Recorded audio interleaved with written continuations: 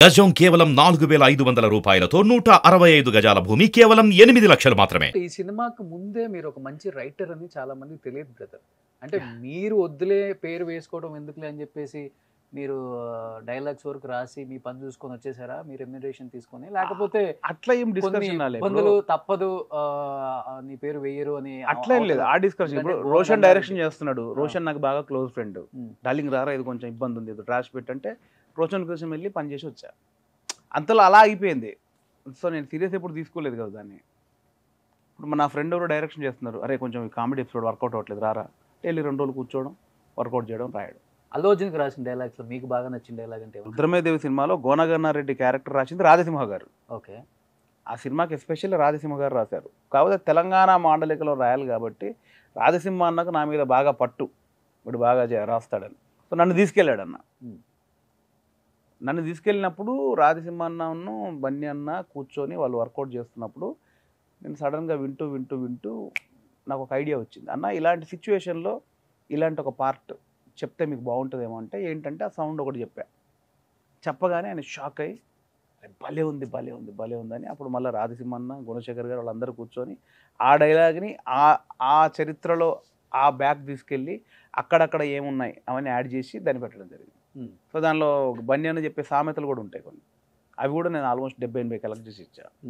So అలా మీకు బాగా నచ్చిన డైలాగ్ అదే అదే అంటే నేను చెప్పిన అంశాన్ని తీసుకొని వాళ్ళు ఆ కథకు అనుగుణంగా మార్చి సెటప్ అది ఉంటుంది కదా. ఎండ్లో ఇంటర్వెల్ బిఫోర్ యమలాడ రాజన్న, కొండగట్ట అంజన్న, కొమరెల్లి మల్లేశ, శ్రీశైలం మల్లన్న, బద్ది పోచమ్మ, బాలనాగమ్మ, తమ్మక్క సారక్క, 70 కోట్ల దేవతలు, 30 కోట్ల మునులు, 60 కోట్ల అయ్యల సాక్షిగా అన్ని ఒక ఎమోషన్లో ఒకటి అరిచా అనమాట. ఓకే. దాన్ని అప్పుడున్న రుద్రమదేవి గారి కాలం నాటి ఉన్న దేవతలు ఎవరెవరు ఉన్నారు, ఇప్పుడు నేను చెప్పిన దాంట్లో ఎవరు లేరు, లేటెస్ట్ దేవతలు ఎవరు, అప్పటి వాళ్ళు ఎవరని మలిచి దాన్ని వాళ్ళు చేశారు. ఓకే. సో నాకు బన్నీ అన్న అన్ని ఫంక్షన్స్లో చెప్పాడు థ్యాంక్ యూ వేణు అని. కానీ ఆ వేరు నేనని తెలియదు జనాలకి, అది ప్రాబ్లం. నిజంగా వరంగల్లో దాంట్లో ఫంక్షన్, హైదరాబాద్ దాంట్లో థ్యాంక్స్ వేణు అని బన్నీ అన్న చెప్పాడు. అవును. కానీ అది నేను తెలీదు ఎవరికి. ఇప్పుడు తెలిసింది కదా ఈ వేణు ఆ వేణు. సో జైలవ కుషలో ఫైట్ సీక్వెన్స్ ఉంది కదా, ప్రదీప్ రావు దగ్గరికి వెళ్ళి ఎన్టీఆర్ అన్న, తారక్ అన్న వెళ్ళి అదే ఆ చేపల ఫైట్లా కావాలని కొడతాడు, ఇది కొరమట్టరా దీన్ని కాల్చి తింటా అని ఆ రౌడీలను కొట్టడం, ఓకే, ఆ మట్ట గిడిస ఇవన్నీ కొట్టడం, అది నాది కాంటెంట్. సో ఇద్దరితో మంచి ర్యాప్ ఉంది కాబట్టి వినన్నా. నెక్స్ట్ జూనియర్ ఎన్టీఆర్ తోనా అల్లు అర్జున్ తోనా? వాళ్ళతో యాక్ట్ చేసే అవకాశం వస్తే చాలు నాకు. డైరెక్ట్ చేసేది ఫ్యూచర్, అది ముందు యాక్ట్ చేసే అవకాశం రావాలి. అదే అంటున్నప్పుడు అంత పెద్ద హీరోలని డీల్ చేసే క్యాపబిలిటీ ఇంకా అంత సామర్థ్యం నా లేదనుకుంటున్నాను నేను బేసిక్గా. ఇప్పుడు ఈ బలగం అనే కథ ఓన్గా నాలో ఉన్న ఒరిజినాలిటీ బలగం. సో దానికి ఏ ఇమేజ్ లేదు, అది ఓపెన్ ఒక రా కంటెంట్. ఇంత పెద్ద వాళ్ళకి ఎంతో పెద్ద ఇమేజ్ని టాలీ చేసుకొని సినిమా తీయడం అనేది నాట్ ఈజీ టాస్క్. దానికి ఇంకా నాకు చాలా మెచ్యూరిటీ లెవెల్ రావాలి, దాన్ని డీల్ చేసే సామర్థ్యం ఇంకా నాకు రావాలి. రాయడం పెద్ద ఇది కాదు, ఎగ్జిక్యూట్ చేయాలి కదా. అంత పెద్ద హీరోని ట్యాకిల్ చేసి ఎగ్జిక్యూట్ చేసే స్ట్రెంగ్త్ రావాలి ముందు. ఇంకా నాకు అది రాలేదని నా ఫీలింగ్. ఇన్ని వందల సినిమాలు తీసిన తర్వాత కూడా అది అంత ఈజీ కాదు బ్రో. జనాలు ఏముందన్నది అని అనుకున్నంత ఈజీ కాదు. ఎందుకంటే వాళ్ళు పెద్ద బ్రాండ్, అది వాళ్ళు ఊరికే కథానాయకుడు కాదు, వాళ్ళు పెద్ద బ్రాండ్స్, వాళ్ళు 100 కోట్ల బ్రాండ్స్, కోట్ల మంది అభిమానుల ఇమేజ్. వాళ్ళందరినీ సాటిస్ఫై చేసి ఈ బ్రాండ్ని మార్కెట్లో అంత అద్భుతంగా వదలాలంటే నాటే ఈజీ టాస్క్. కమర్షియల్ డైరెక్టర్లని మామూలు ఉందే 4 ఫైట్లేదు అంటారు, అది చేస్తే తెలుస్తుంది. మనం ఏదో కాబట్టి తెలిసింది. ఇప్పుడు మనం ఆఫీస్లో కూర్చొని 4 ఫైట్లు 4 పాటలు ఏముందని అంటే కుదరదు. అది ఓన్లీ కథ కాదు, ఒక 100 కోట్ల బ్రాండ్ ఇమేజ్, కోట్ల మంది అభిమానుల ఇమేజ్ని టాలీ చేస్తూ కథ చెప్తూ అంతమందిని సాటిస్ఫై చేయడమే కమర్షియల్ సినిమా. నాటే ఈజీ టాస్క్ అది. ఎవరు పడతారు 4 సీన్లు రాసేసుకొని 4 పాటలు రాసేసుకొని అంటే కుదరదు. దాని వెనకాల చాలా కత్తి మీద సాము కమర్షియల్ సినిమా వర్కౌట్ చేయాలంటే. పాన్ ఇండియా అని ఊరికే అది అంటే మామూలు జనాల్లో ఉందిరా 4 పాటలు 4 ఫైట్లు అంటారు.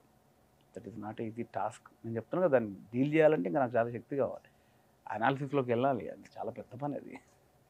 సో నీకైతే ఉంది అది, ఇంకా నేను నేర్చుకునే దశలో డైరెక్ట్ చేయాలి పెద్ద హీరోతో. డెఫినెట్లీ బ్రో, ఎవరైనా స్టెప్ ఎక్కాలి అనుకుంటాం కదా. నేను బలగమని సినిమా చేశాను, నెక్స్ట్ నేను కూడా పెద్ద సినిమా చేయాలని నాకు ఆశ ఉంటుంది. అంటే ఎలా కమర్షియల్ సినిమాలు తీయగలరా మీరు, లేకపోతే ఫ్యామిలీ ఓరియంటెడ్? అట్లా ఏం లేదు, నేను డెఫినెట్లీ అన్ని జోనర్లు చేయాలని ఒక ఆశ ఉంటుంది. కాకపోతే నాదంటూ ఒక టచ్ ఉండాలి ప్రతి సినిమాలో అని అనుకుంటా. నేను జస్ట్ ఇప్పుడు స్టార్టింగ్లో ఉన్నా కాబట్టి, జర్నీ ఇప్పుడు స్టార్ట్ అయింది కాబట్టి ఇప్పుడు నేను బాగా నుంచి తేరుకోవాలి. ఎస్ఎస్ రాజమౌళి స్టాంప్ లాగా.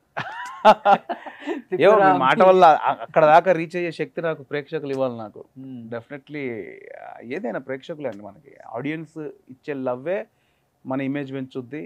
మనం ఏ స్టెప్ తీసుకోవాలి అనే ఆలోచన వాళ్ళు ఇచ్చే దాని మీదనే ఉంటుంది. సో ఐఎమ్ జస్ట్ లెర్నర్ అయితే డైరెక్టర్.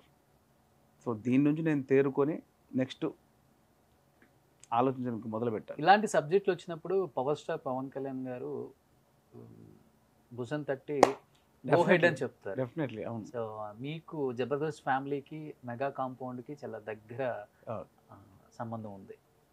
పవన్ కళ్యాణ్ గారి దగ్గర నుంచి ఏమైనా కాల్ మెసేజ్? ఆల్మోస్ట్ వచ్చిందండి, బట్ సార్ చాలా బిజీగా ఉన్నారు. ఆల్మోస్ట్ మీట్ అవ్వాల్సిన పరిస్థితి, కానీ ఆయన చాలా హెక్టిక్ షెడ్యూల్స్లో ఉన్నారు. మా కాల్ వచ్చింది, మీట్ అయ్యే పరిస్థితి 2 సార్లు క్యాన్సిల్ అయింది కూడా. సో ఆల్మోస్ట్ మీట్ అయ్యే పరిస్థితి జస్ట్లో మిస్ అయింది. మీ పెన్నుకు ఆ పవర్ కలిస్తే ఎలా ఉంటుంది? ఇది నాకు భయపెట్టకండి మీరు. చెప్పేది కదా, నాకు ముందు ధైర్యం రావాలి, నాకు స్ట్రెంత్ రావాలి. ఓకే, దానికి ఇంకా టైం ఉంది. ఇంకా నేను నేర్చుకునేది చాలా ఉంది డైరెక్షన్లో. ఏం పవన్ కళ్యాణ్ గారి గురించి వేణు గారు ఏం చెప్తారంటే మీ మాటలు ఏం చెప్పగలరు? ఆయన జర్నీని చూశారు. అత్తారింటికి దారి వెళ్ళినప్పుడే పవన్ కళ్యాణ్ గారు, మేము అందులో నేను అత్తారింటికి దారి చేశారు. అవును, మేము సినిమా చేశాక ఆయనతో ఫోటో దిగడం బ్యాలెన్స్ ఉంది, ఆయనతో ఒక షార్ట్ బ్యాలెన్స్ ఉంది. భయంగా నిలబడ్డాం ఆలియానతోటి, అన్నతో ఫోటో, అన్నతో ఫోటో, సార్తో ఫోటో అంటే 1 ఫైన్ వచ్చాక ఆయన కూర్చోబెట్టి ఆయన ఎన్ని చెప్తున్నారు తెలుసా? వేరు నువ్వు ఉగ్గు కథలు చేసినావు కదా, ఈగా ఆడియో ఫంక్షన్ ఉగ్గు కథ చేసావా, ఫెంటాస్టిక్. ఆ మధ్యలో ఏదో యాడ్ చేసినట్టు నువ్వు ఏదో క్యాబ్లో మీరూస్ క్యాబ్ పైన చూసాను, నువ్వు క్యాబ్ పెట్టుకుని యాడ్ ఏదో చేసావు కదా. అంత ఫాలో అవుతారు ఆయన. పోనీ సార్ ఎక్కడ కనపడితే వేణు నువ్వు మొన్న బలగం తీసావు కదా నేను చూసి. డెఫినెట్లీ అంటారు. నాకెందుకు సర్దార్ గబ్బర్ సింగ్ అప్పుడు కూడా నాకు ఎంత సపోర్ట్ చేశారు. ఆయన ఒక్కరే నన్ను నాలో కమెడియన్ కాకుండా యాక్టర్ ఉన్నారని ఆయన పసిగట్టి, మీరు సర్దార్ గబ్బర్ సింగ్లో నాకు సీరియస్ క్యారెక్టర్, ట్రౌట్ క్యారెక్టర్, క్లైమాక్స్లో పవన్ కళ్యాణ్ గారికి నేను సపోర్ట్గా ఉంటా. ఆయన you are not a comedian, your actor, keep it up my boy. And Sardaar Gabbar Singh అప్పుడు అలా I'm expecting you more from you in future. వచ్చింది సార్. కానీ మీరు సర్దార్ గబ్బర్ సింగ్ లో చూడండి, అసలు సీరియస్ ఎపిసోడ్లో మొత్తం నేనే ఉంటా. నన్ను ఆయన అప్పుడే చూసారు ఒక యాక్టర్గా. మీరు కమెడియన్ కాదు సార్, మీరు మంచి పొటెన్షియల్ ఉంది, మీ కళ్ళల్లో ఏదో కనిపిస్తుంటుంది, నాకు మీ బాడీలోనే ఏదో నాకు కనిపిస్తుంటుంది, your not a comedian, your actor అని ఊరికే అన్నారు అనుకున్నా. ఆ వేషం ఇచ్చారు నాకు సర్దార్ గబ్బర్ సింగ్లో. సో ఆయన ఇంకో కిక్ అది అంతే. నేను ఓపెన్గా చెప్తా, ఆయన సినిమాలు వస్తే 2 వేసుకొని పోతారు రాత్రి 2 గంటలకి. నేను ట్రూ ఫ్యాన్, నాకు భయమే లేదు.